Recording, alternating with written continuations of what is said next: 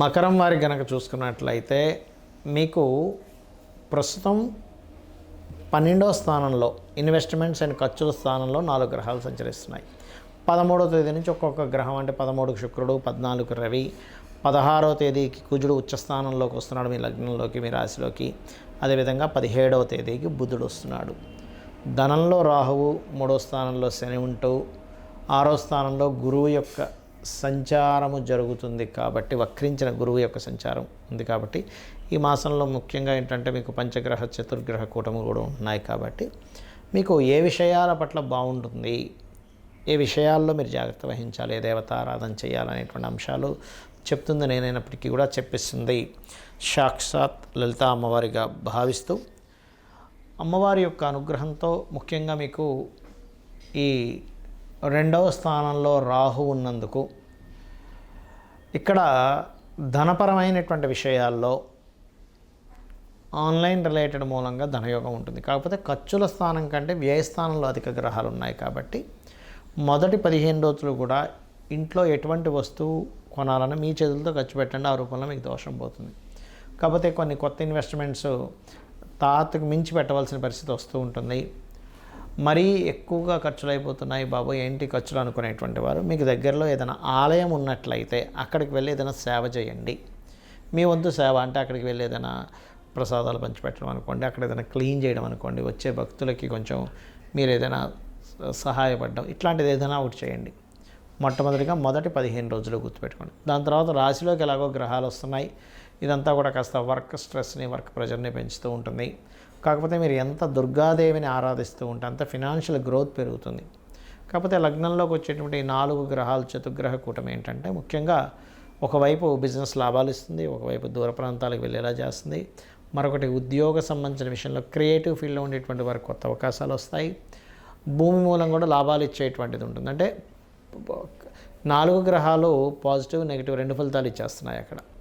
అలాగే 3లో శని ఎప్పుడు కూడా ప్రయత్నం మనం చేసి ఏదైతే ఎఫర్ట్స్ పెడతామో ఆ ఎఫర్ట్స్ తగ్గట్టుగా ఫలితాలు ఉంటాయి. కాకపోతే 6లో గురువు ఉన్నందుకు ప్రధానంగా గుర్తుపెట్టుకోండి, ఇక్కడ ఈ 6వ స్థానంలో ఉండే గురువు మూలంగా మీకు కొన్నిసార్లు గైడింగ్ చేసే వాళ్ళతో, మీకు మంచి చెప్పే వాళ్ళతోనే ఒక్కోసారి ఘర్షణ వస్తుంది, టీచర్స్తో కావచ్చు, వారితో. కాబట్టి అప్పులు ఇవ్వడం తీసుకునే విషయాల్లో కూడా కొంత జాగ్రత్తగా ఉండాలి.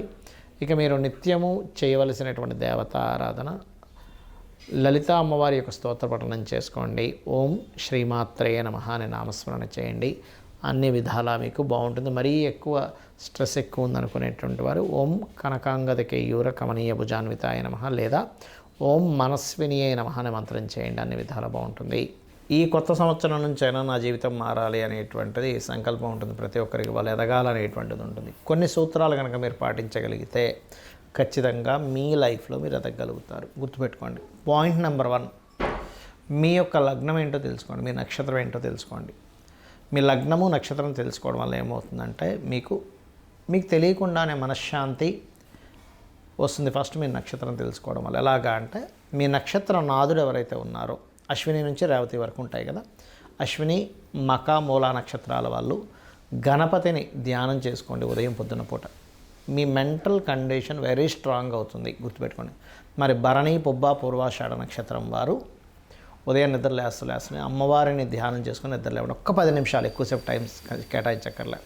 అదేవిధంగా కృత్తిక ఉత్తరాషాఢ నక్షత్రం వాళ్ళు ఉదయం నిద్ర లేస్తూనే నారాయణుడిని కానీ సూర్యభగవానుని కానీ ఒక 10-15 నిమిషాలు అలా ధ్యానంలో అలాగా ఇక్కడ దృష్టి పెట్టి చేయండి. మీకు ఏమవుతుందంటే నక్షత్రం ఈజ్ మనస్సు. నక్షత్రం ఉన్నది దేని మీద? చంద్రుడు ఉండే నక్షత్రాన్ని మనం మన నక్షత్రంగా తీసుకుంటాం. కాబట్టి ఆ ధ్యానం చేయడం వల్ల మనసు చాలా చాలా చాలా ఆహ్లాదంగా ఉంటుంది. దేని గురించి పెద్దగా స్పందించదు. అంటే చిన్న విషయాలకి స్పందించి భయపడడం, దిగులు పడడం అనేటువంటిది జరగదు. మనం ఎప్పుడైతే క్లారిటీతో ఉన్నామో మనం ఏదనుకుంటే సాధించగలం. అదేవిధంగా రోహిణి హస్త శ్రవణ నక్షత్ర వాళ్ళు ఉదయం పూట నిద్ర లేచిన వెంటనే ఆ యొక్క రాజరాజేశ్వరి అమ్మవారిని అన్నపూర్ణాదేవిని తలుచుకోండి ఒక్క 10 నిమిషాల పాటు. అంటే ఓం అన్నపూర్ణాదేవి ఏ నమః, ఓము లాస్ట్లో నమః కలిపి మధ్యలో మీరు దేవత పేరు పెట్టుకోవచ్చు. ఎలా అయితే ఓం గం గణాధిపతయ నమః, కేతు నక్షత్రాల వాళ్ళు చెప్పాను, ఓం శ్రీమాత్రే నమః. అదేవిధంగా ఓం సూర్యభగవానే నమః, ఓం రాజరాజేశ్వరి నమః. అదేవిధంగా మనకి మృగశిర మరియు చిత్తా ధనిష్ట నక్షత్రం వాళ్ళు, ఈ 3 కుజ నక్షత్రాలు కాబట్టి వీళ్ళు ఓం స్కందాయ నమః లేదా ఓం ఆంజనేయ స్వామి నమః అనుకోండి ఉదయం పొద్దున్న నిద్రలేచిన వెంటనే. అలాగే కుజ నక్షత్రం తర్వాత రాహు యొక్క నక్షత్రాలు అంటే ఆర్ద్ర నక్షత్రము, స్వాతి నక్షత్రము మరియు అదేవిధంగా మనకి శతభిష నక్షత్రం వారు ఓం దుమ్ దుర్గాయ నమః అనుకోండి ఉదయం నిద్ర లేచిన వెంటనే. ఆర్ద్ర పునర్వసు, ఆర్ద్ర తర్వాత పునర్వసు వస్తుంది కాబట్టి గురువు యొక్క నక్షత్రాలు అంటే పునర్వసు, విశాఖ, పూర్వభద్ర నక్షత్రం వారు గురువుని తలుచుకోవడం లేదా ఓం దక్షిణామూర్తి నమః అనుకోవడం, లేనట్లయితే ఓం దిగంబర దిగంబర శ్రీ పాదవల్లభ దిగంబర అనుకోండి సరిపోతుంది. శని యొక్క నక్షత్రాల్లో పుట్టారు అంటే ఏమేమి అవి? పుష్యమి, అనురాధ, ఉత్తరాభద్ర. ఈ నక్షత్రాల్లో పుట్టినటువంటి వారు ఓం నమ శివాయ లేకపోతే ఓం నమో వెంకటేశాయ అని చేసుకోండి. అదేవిధంగా ఆశ్లేష, జ్యేష్ఠ, రేవతి ఇవి బుధ నక్షత్రాలు. వీటిలో జన్మించినటువంటి వారు ఓం నమో నారాయణాయ అనే నామాన్ని 15-20 నిమిషాలు కూర్చొని మనసులో ధ్యానంగా చేసుకున్నట్లయితే మీ మనసు చాలా చక్కటి ఆహ్లాదాన్ని పొందుతుంది. మనసు బాగుంటే మనం ఏదైనా సాధించగలము.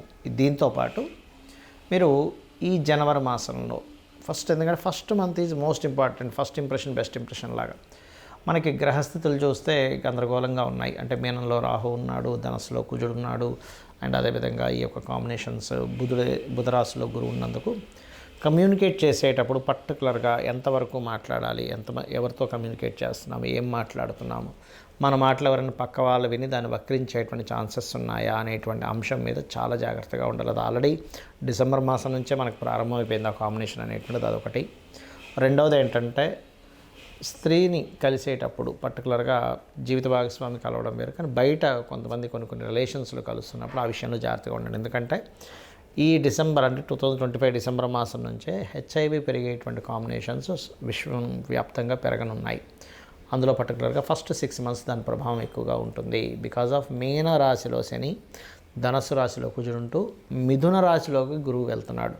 సో హెచ్ఐవి కేసెస్ మీరు చూస్తూ ఉండండి పెరుగుతాయి. కాబట్టి ఈ యొక్క జాగ్రత్త ఖచ్చితంగా తీసుకోండి. పురుషుడు కావచ్చు, స్త్రీలు కావచ్చు, ఒక్కొక్కసారి ఆవేశంలోనో ఏదో మోహంలోనో తప్పిదాలు చేస్తూ ఉంటాం. కాబట్టి ఖచ్చితంగా ఈ జాగ్రత్త తీసుకోండి. రక్తం ఎక్కించుకునేటప్పుడు ఎవరైనా కలిసేటప్పుడు, ఎందుకంటే బ్లడ్ వల్ల కూడా వస్తుంది, ఈ జాగ్రత్త తీసుకోండి.